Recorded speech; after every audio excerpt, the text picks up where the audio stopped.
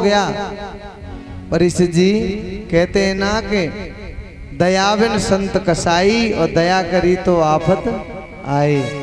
लेकिन नहीं, दया बिना संत कसाई है, ये बात सही है, लेकिन दया करके आफत नहीं आती। दया कहाँ तक थी? बच्चे को निकाल दिया था, यहाँ तक दया थी बस।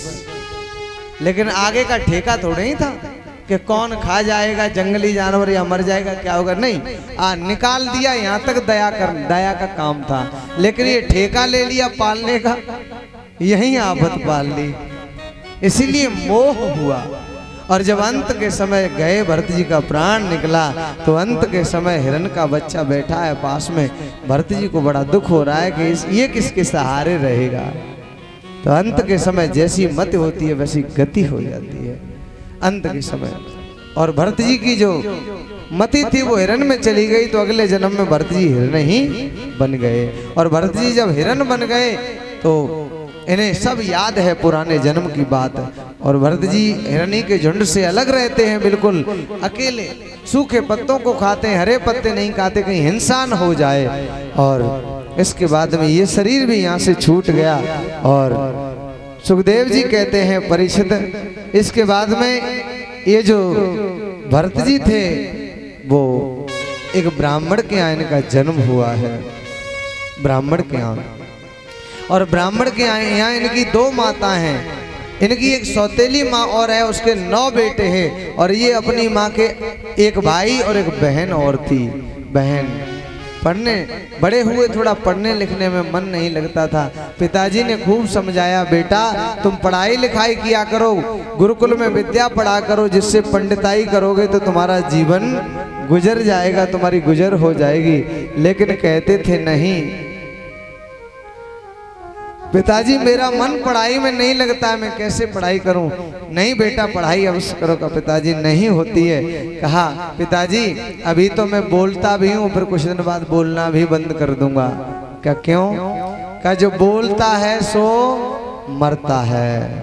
क्या कैसे मरता है? अब दृष्टांत सुनो, एक बहुत बढ़िया सुनना दृष्टांत।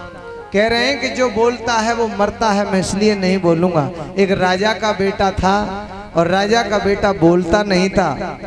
उसे कितना भी बातचीत करो, राजा का बेटा बोलता नहीं था। राजा ने कहा कि जो मेरे इस बेटे को बुलवाएगा उसे आधा राज्य दे दूंगा।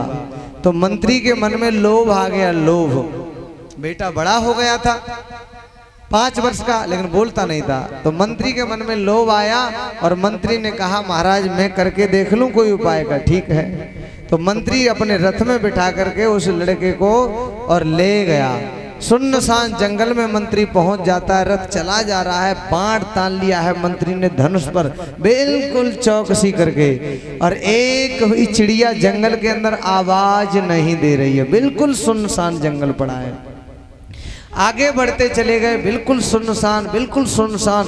और आगे बढ़े, कोई चिड़िया नहीं बोल रही थी, लेकिन एक चिड़िया ने आवाज लगाई। परिषद जी एक चिड़िया बोल रही थी। वैसे ही आज वो मंत्री जो था बाण ताने हुआ था, उसने निशाना लगाया और निशाना लगा के चिड़िया के ऊपर बाण छोड़ दिया। वैसे ही चिड़िया मरी, पट सीधे नीचे गिर गई, नीचे गिरी आकर के। और जो बच्चा, वो राजा का बेटा कभी नहीं बोलता था, वो बोला और बोल ले, और बोल ले, और बोल ले। मंत्री एकदम उछल गया, अब तो आधा राज्य मिलेगा। ये राजा का बेटा बोलता नहीं था, क्या बात है। उसने रथ घुमाया और रथ घुमा करके राजधानी में लौट आया। महाराज की जय हो। का क्या हुआ? बेटा बोलने लगा। कहाँ बोलने लगा? तो बुलवाओ मेरे सामने। मंत्री ने कहा बेटा बोलो, कहो पिताजी। और रानी आई का ये माता जी, सबसे कहो ना बेटा बोलो ना। अब वो लड़का जो था राजा का अब नहीं बोले। अब तो राजा को क्रोध आया। राजा ने कहा मंत्री क्या मुझे बेवकूफ बना रहे हो? क्या मेरे साथ मजाक कर रहे हो? ये बेटा तो बोल ही नहीं रहा है, तुम कह रहे थे बोलता है, बोल रहा है। कहा महाराज ये जंगल में बोल रहे थे राजकुमार, अब क्यों नहीं बोल रहे मुझे नहीं पता। मंत्री ने खूब हाथ जोड़े राजकुमार के, उस लड़के के, गिड़गिड़ाया, हे बेटा बोल जाओ ना, बोल जाओ ना। लेकिन वो लड़का नहीं बोला। अब तो राजा ने कहा इस मंत्री को फांसी लगवा दो। और जैसे ही फांसी लगाने के लिए जल्लाद आए और जैसे ही मंत्री को फांसी के लिए लटकवाया गया, वैसे ही लड़का बोला और बोल ले और बोल ले और बोल ले। बहुत बोलता था। अरे चुप ही रहता।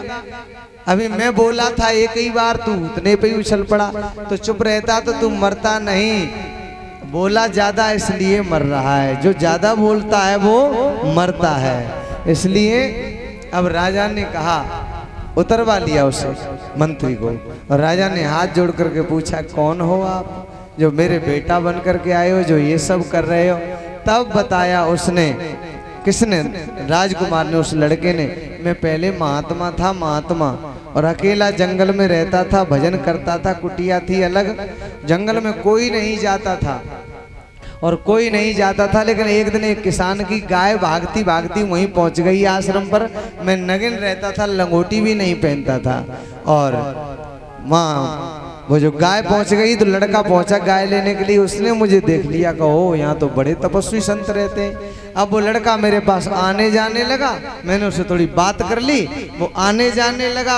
और जब आने जाने लगा तो उसने एक दिन कहा, गुरुजी मेरे बेटा नहीं है, बहू मेरी पत्नी आपसे मिलना चाहती है। तो पत्नी को ले आया मैं, उसने मंत्र दिया मैंने, महात्मा ने, और उसके बेटा हो गया। उसने प्रचार कर दिया। कब वो महात्मा जी ऐसे तो लाइन लगने लगी। अब एकांत का रहा महात्मा तो भीड़ भाड़ में रहने लगे। इसी के कारण मुझे वो, मैं कहाँ तपस्वी था, भजन करता एकांत में, भगवान का धाम मिलना चाहिए था। भगवान के धाम के बजाय मैं बोला था, उस लड़के से मोह किया था, इसीलिए मुझे राजा का बेटा बन के आना पड़ा है। इसलिए मैं जो बोलता है वो मरता है। तो यही ध्रुव प्रहलाद जी, भरत जी कह रहे हैं कि मैं आज के बाद बोलूंगा भी नहीं, क्योंकि जो बोलता है वो मरता है। और उसी दिन से बोलना बंद कर दिया, जड़ की तरह रहने लगे। इसलिए इनका नाम क्या रख दिया? जड़ भरत। जड़ भरत नाम पड़ा इनका, जड़ भरत। अब किसी से बात नहीं करते, किसी से बोलते नहीं हैं, अपने आराम से रहते हैं। लेकिन पिताजी इनके जो थे, जब इन पिताजी का देहांत हुआ, मरने के लिए जब उनका अंतिम समय आया,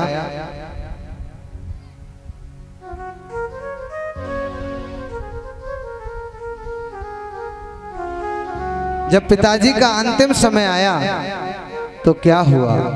पिताजी ने कहा, वो जो और बड़े 9 भाई थे, उनके 9 बेटा थे, उनसे कहा, बेटा ये तुम्हारा भाई बहुत सीधा है, भोला भाला है, इस पे कोई काम मत करवाना, इससे कुछ भी मत करवाना, इसे यूं ही रहने देना।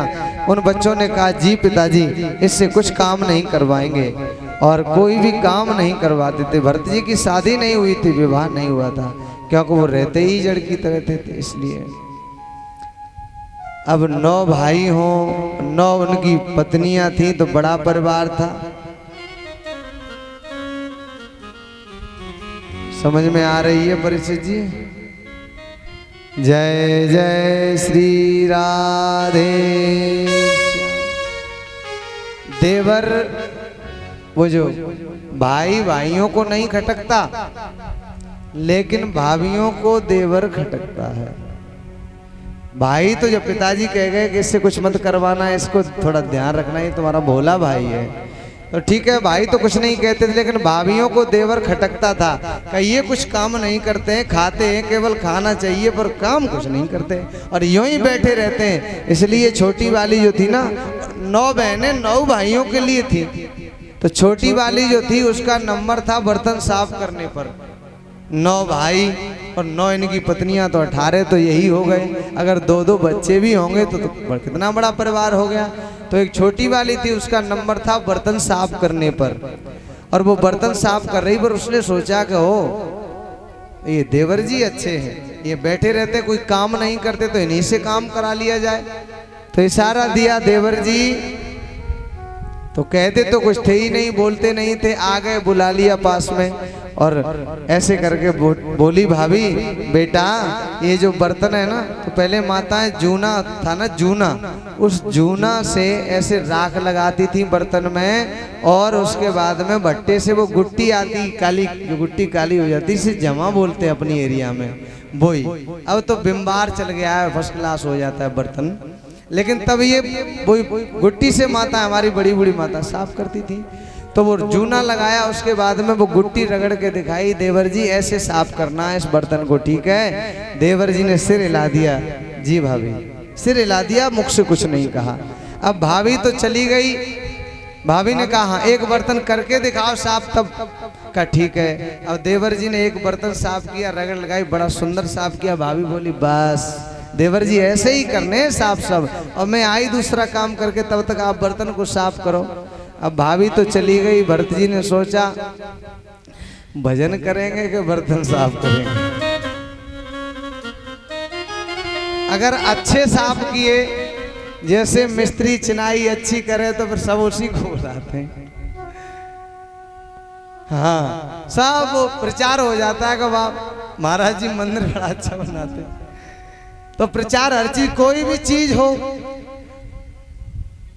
तो भरत जी ने सोचा कि अगर हमने आज बर्तन सही साफ किए तो रोज करने पड़ेंगे, और फिर भजन में भंग पड़ जाएगा, इसलिए बर्तन अब खुद ही फैसला लेना है।